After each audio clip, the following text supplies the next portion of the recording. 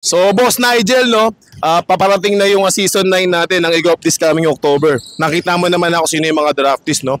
Kung ikaw ang gagawing general manager ng mga committee ngayon, sino ang gagawin mong first pick mo at bakit? Sa akin, siguro magiging first pick ko. Hindi ko tinitingnan scoring eh.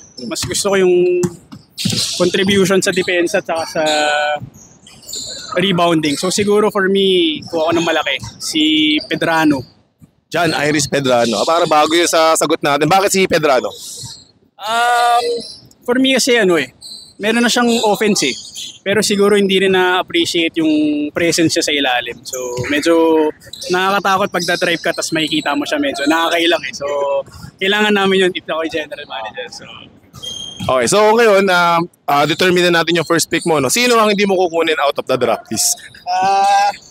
Lorenzo Martinez. Bakit si Zoe? On and off. Hindi, joke lang. Akala ko on and off. Hindi, kasi Na-court yung shooting eh.